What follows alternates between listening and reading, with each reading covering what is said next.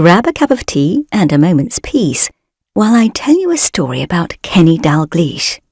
Born in Scotland in 1951, his journey to greatness had barely begun.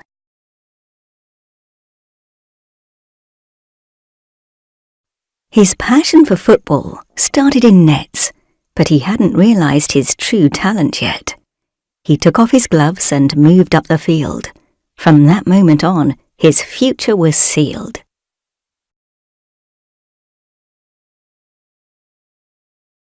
With his dad by his side and the ball at his feet, they played in the garden and outside on the street. Bill was his hero, his mentor, his guide. He'd watch over Kenny, his eyes filled with pride. At Ibrox Stadium, no matter the weather, they supported Rangers and watched them together. They talked about tactics and winning the league, and this filled his mind with hope and intrigue.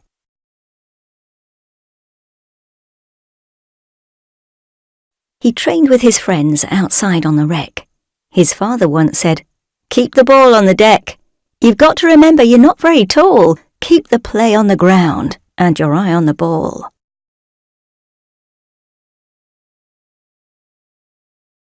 He worked really hard. He played every day, his father watching games both home and away. His father said, "Kenny, you've got a real skill. I'll always support you. I promise I will."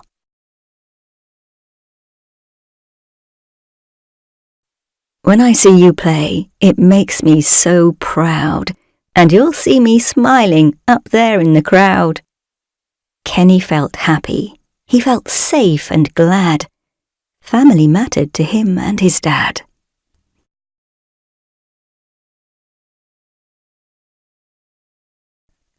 As Kenny grew older, he dreamed of one thing: professional football, midfield or the wing. He trialled for the Reds, who were eager to sign, but being so young, he had to decline.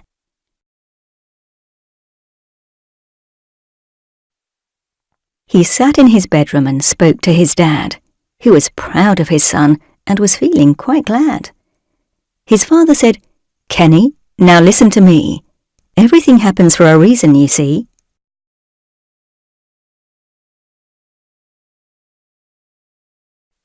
Sean Fallon from Celtic said he'd like to meet. He says you're a genius with the ball at your feet. Now go get your boots, shin pads and ball, and pull down those posters from your bedroom wall.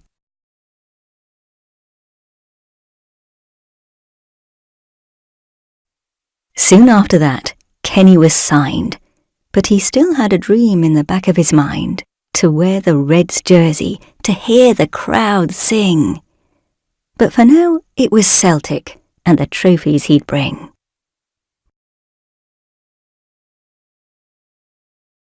Scotland was calling, his train at the station. It was time for Dalglish to play for his nation.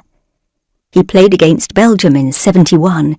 His debut performance was second to none.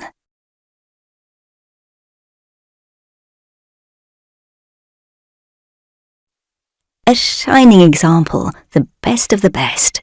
His skills as a player were put to the test. He played against Holland, Denmark and Spain, scoring goals from all angles, 30 to his name.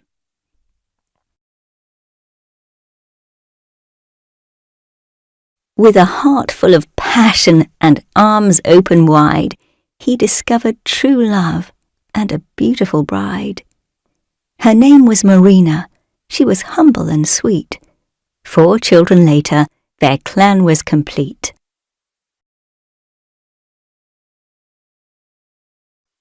Over 100 goals later, scoring game after game, the Reds made an offer of glory and fame. He turned to his father, who gave him advice. He said, "Kenny, that offer may well seem real nice.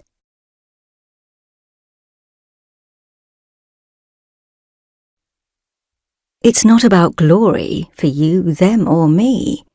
It's all about honour and your legacy." In a game against Middlesbrough, out there on the lawn, within 7 minutes, King Kenny was born.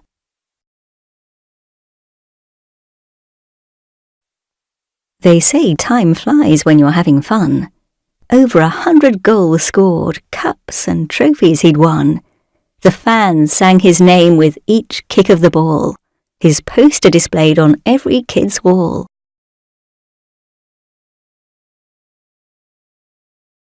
Anfield was home now. He loved every game. But he didn't care about money or fame. Centre or striker, midfield or wing, when he wore number 7, he could do anything. Back on the Mersey, the games carried on. Winning or losing, his passion grew strong. Trophies and medals, awards galore. Who would have thought that he could do more? When the footballers voted their Player of the Year, he had the most votes. No one even came near. He'd now become famous for playing this game, to live forever in the Hall of Fame. Then one morning in '84, a mystery letter appeared at his door. His eyes grew wide the moment he'd seen the letter was written to him from the Queen.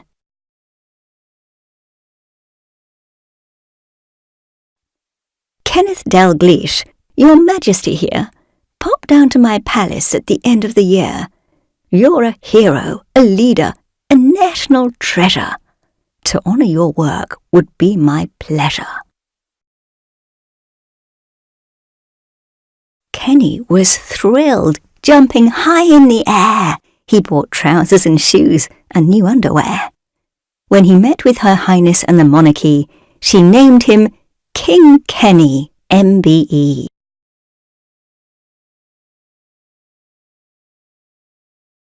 Acknowledging Kenny as a natural mentor, they asked him to manage at age 34, to lead all the players through thick and through thin. With Kenny in charge, surely they'd win.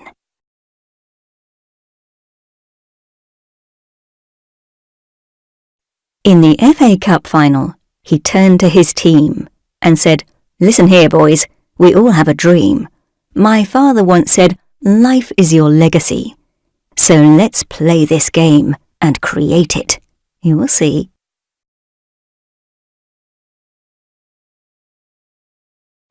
It's not about money, it's not about fame, it's all about how we each play the game. Be humble, be kind, push yourself to the limit, and don't stop playing till the final minute.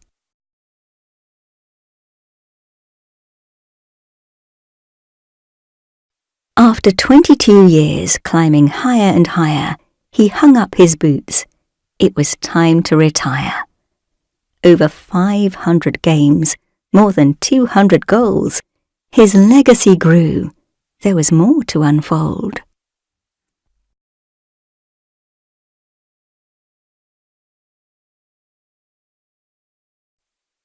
From this day forward, he'd no longer play, but he'd lead his team day after day. He'd teach them lessons, he'd show them the skills. He'd turn up to training and make them run drills.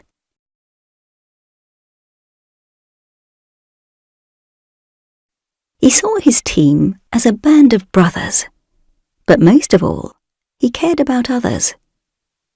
With his wife, Marina, he started a fund, raising millions for cancer. The people were stunned.